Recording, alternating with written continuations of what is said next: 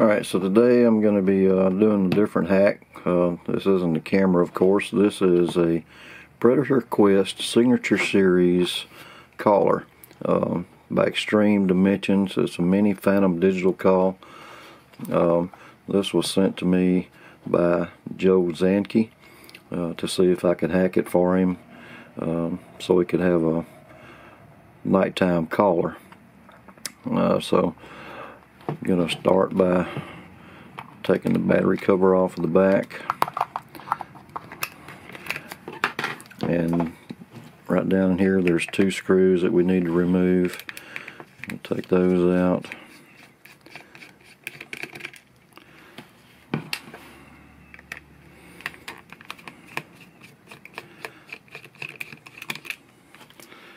Alright, now we need to start trying to separate the halves, and start right here at the bottom where you can put a little lanyard on there and lift it up, and then we're going to have to just kind of work in between here and try to pop it loose on either side.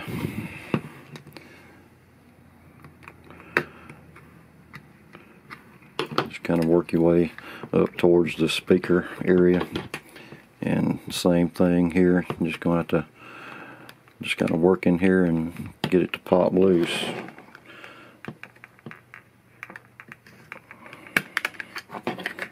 Got that side, get the other side.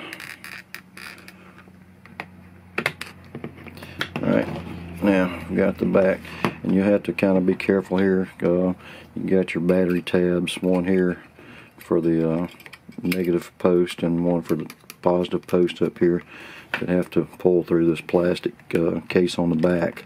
So just kind of gently work that up so that we don't tear up the control board inside.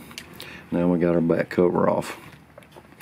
Alright, so in order to get this board loose where we can get to our hack points on it, we need to remove your on-off dial here, and we're not going to be able to hack into the actual on-off function of this. What we have to do is going to solder wires on to the board at our contact points for power, and so we'll need a control board that has a MOSFET on it that will shut power off to the board, just like if you were using a slave flash in a build. What you need to do is just turn the switch on over here, turn your volume up all the way, and just leave it that way. You won't be able to run batteries actually inside the unit like it comes. You'll need to use external power source, 4.5 volt. You can use AA's, AAA's, or C cells, and you know, whatever your build case will allow. And C cells would probably be a good power source to use, and give you plenty of power to run for quite some time, I would think. Anyway, we need to remove our little dial. I've already got it turned on and volume turned all the way up. Yours may or may not have this little center screw that holds that dial on, but if it does, just remove that screw and lift your little dial up and remove that. And then there's one screw here that we need to remove. Take that out, and now we can work this board up. It's got two posts here that we need to work it up over.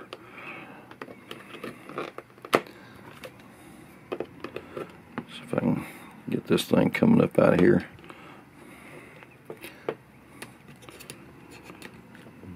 Just carefully work it up. Okay, so now I've got the board where I can flip it over. Alright, and just solder on your external power source wires. Right here you'll notice a solder tab that you need to solder your negative for your battery externals, and then right up here there's a solder tab that you can solder your positive external power source wire to. And think what I'm going to do is try to run all the wires through this center opening here, and then drill a hole probably in the center of where this AAA battery would be housed, and that will allow me to run all my wires up out of here. Probably going to go ahead and drill a hole through this little cover so I can snap it back in place. But you know, you can decide how you want to do yours if you have one of these calls and want to hack it like this. Now, the hack locations for our buttons for the different calls. This caller has 5 separate calls plus a mute button, and we're only going to be able to utilize 4 calls. We won't use the mute button at all to cut the unit off. Like I said, we'll just be using the MOSFET on the control board to turn the power on and off on it. But to hack the locations for the calls, whichever 4 you decide you want to use, right here on this control board, each of your little buttons that's on the front that corresponds with which call you want to use, you'll notice traces on this board, and the outer traces are going to be the power wire location, and then the inner traces will be the power common. So for instance, on this side right here, see if I can get you close enough where you can see this. Along this edge here, starting over to the left, that outside trace will be where I solder a wire for power, and then this inside trace will be where I solder a wire for power common. Okay, and the same for this button here. The outside left would be for power, the inside right would be for power common. Alright. And then I think it's the same if you go on the other side of the board. This looking at it from this configuration, the outside right would be power, and the outside left would be power common. But anyway, I'm going to be utilizing these 2 locations for 2 of the calls, and this upper left and then the middle one for 2 of the other calls. Alright, before I get this completely hacked, one thing that I failed to mention to you was whenever you're preparing your board here to solder your wires on, what I'll do is take a little bit of soldering flux or rosin paste and get just a little dab on a toothpick, and on the trace that I want to solder my wire on, I put just a little bit of that soldering paste on that trace. Doesn't take much, just a little dab, and then I get just a little bit of solder on my hot iron tip, and then touch that to that trace. See if I can get this done on camera for you. Alright, and see if you can tell on here how that did. So it puts you just a little puddle of solder on that trace that you can get your wire attached to. Alright, I'm going to attempt to show you how I'm doing the hack on this thing. See if I can get it done on camera. Another little tip that I failed to mention is you need to pre-tin all of your wires, and I'm using a really small wire, 30 1AWG. Like I said, I've already tinned the locations at the traces that I want to solder my wires to, and once I have that done and I've pre-tinned my wires, then I just lay that wire right beside that solder that I've made on that trace. It's going to be a little bit harder for me to do on camera than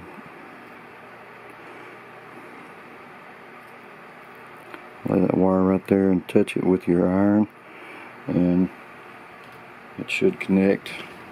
I know I'm all out of focus here, but you can see how I did that. I got that wire laying right there, and you don't want to bridge it across on your other trace.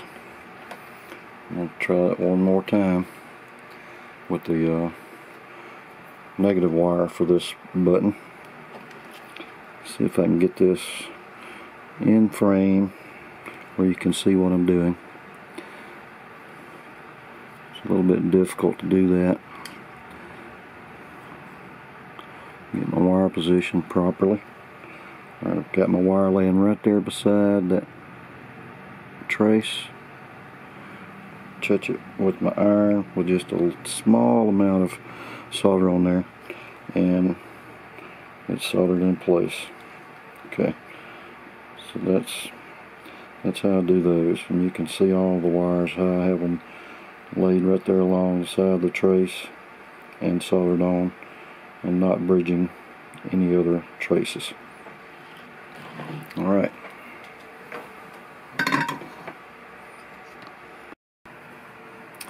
Alright, I've got this little collar all hacked now, and when I routed my wires out, I'll show you where I did that.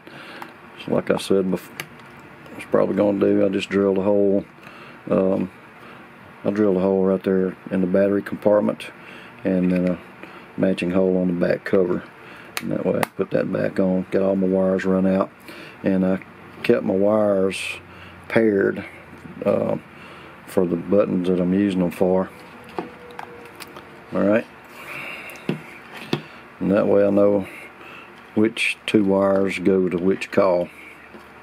Alright, and I've already got my external battery source connected to my external battery wires. I'm going to go ahead and turn this unit on. Like I said, we'll have to turn it on here and leave it on, because the controller board will actually turn the power on and off to the board as it's needed. Alright, now to test it, we're just going to touch two wires for this button. So that one's calling. Push the mute button here. We'll test the next one.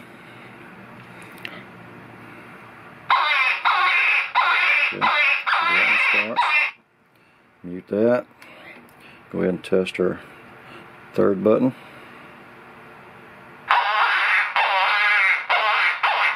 Mute it. And our last one. Okay. And mute. Alright, so that's the hack on this little Predator Quest collar. And now I've got to get a control board set up for it. Alright, so I've got the coating on the Safari board done for the collar that we hacked, and I've got the collar connected to 3 C-cell batteries. Safari board is powered by 3 AA's. I have a MOSFET Opto backpacker on here so that I could have the extra 2 channels, so it could run 4 different calls. Alright, so 2 of them are connected to the Safari board, and 2 calls are connected to the MOSFET Opto board. At the beginning of the program, I just have it running through where it actually activates each call separately for just a few seconds, and then the board checks the day-night level, and if it's daytime, the collar will stay off. Only time it will operate is at night, and it will, depending on which program you select through dip switches 1 and 2, you can determine or decide which call that you want to have activate, and I have it activating the calls approximately every 45 minutes. The call will go off during the night. So I'm just going to turn on the Safari board, and let you listen to the first portion of the code where it activates each code for just a few seconds.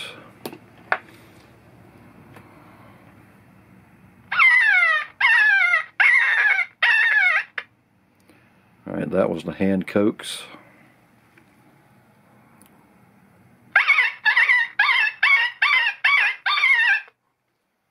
That was the hand call.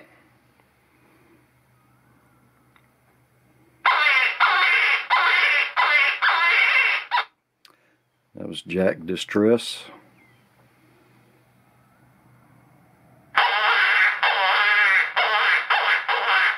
Jack Coax.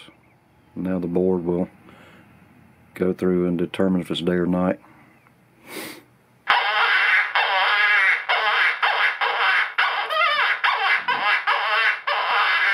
Alright, I'm going to kill power to it.